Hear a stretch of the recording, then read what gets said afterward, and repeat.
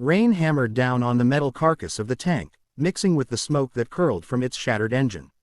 The battlefield was chaos, mud, fire, and screams blending into one monstrous roar. And in the middle of it, covered in grease and dirt, crouched Sergeant Daniel Hayes, the man everyone simply called the mechanic.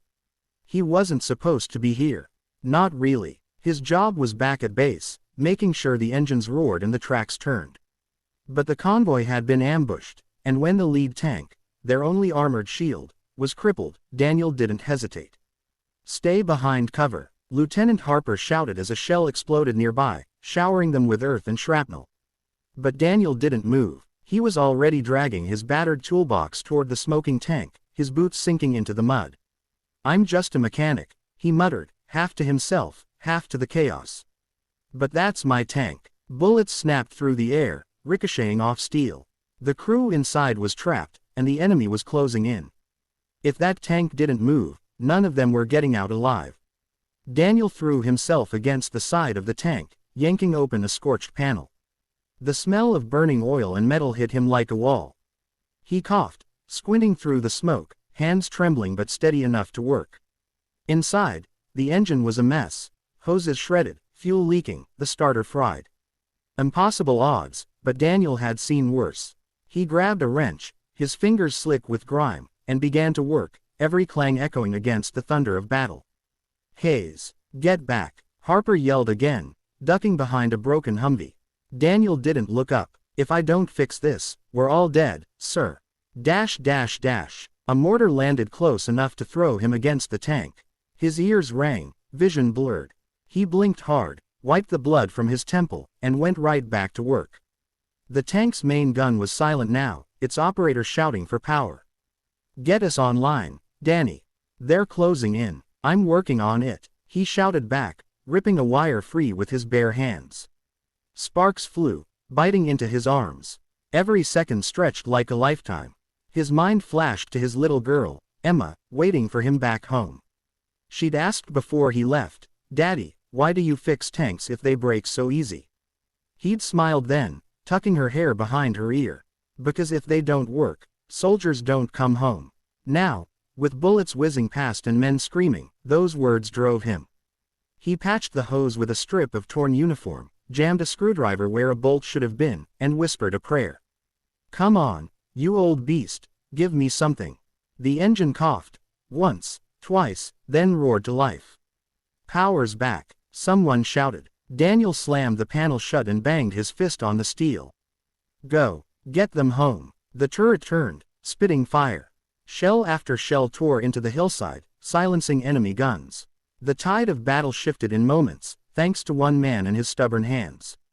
But Daniel wasn't done. As the tank advanced, he noticed one of the side tracks jammed with debris.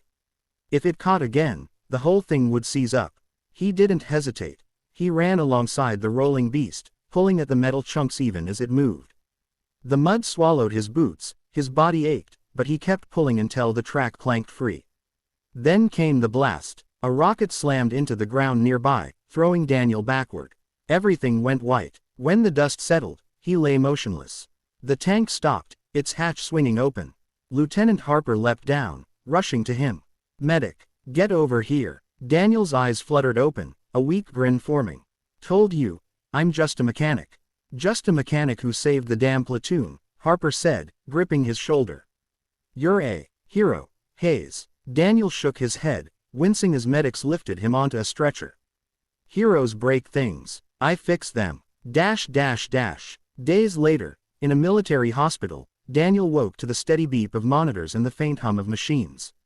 His arm was bandaged, his ribs cracked, but he was alive. Flowers and letters surrounded his bed, notes from soldiers he'd saved, families he'd never met. Harper stood by the window, hands behind his back. "You've got visitors," he said.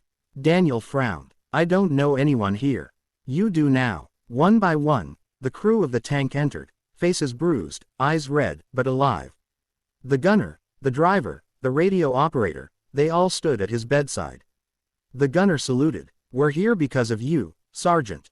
Daniel tried to wave it off. "I just did my job." "No," Harper said quietly. "You did more than that. You reminded us that courage isn't about rank. It's about doing what needs to be done, no matter the cost. Daniel looked down at his grease-stained hands and smiled faintly. Then I guess I'm guilty. Weeks later, when Daniel returned to base, something was different. The men who once saw him as just the guy who turned wrenches now stood when he entered the room. His name had spread beyond his unit. Stories of the mechanic who fixed a tank under fire were being told across battalions. He hated the fame, but he loved what it meant, that someone like him could make a difference. One evening, as he worked on another tank under the orange glow of sunset, a young private approached him nervously. "Sergeant Hayes, sir, is it true you fixed the tank during the ambush?" Daniel wiped his hands, looking up with a small grin. "That depends who's asking." The private shrugged. "I'm new, just trying to learn." Daniel chuckled softly. "Well, here's lesson 1. Machines don't care about glory. They care about patience. You treat them right, they'll carry you home."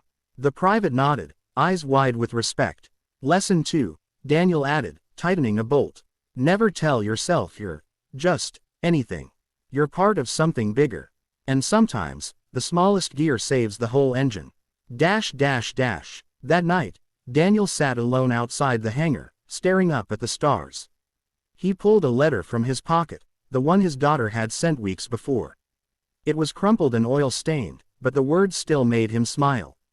"Daddy, when you come home, will you fix my bike? It's making funny noises again." He laughed softly. "Yeah, kiddo, I'll fix it." The hum of engines echoed from the distance, tanks rumbling into the night.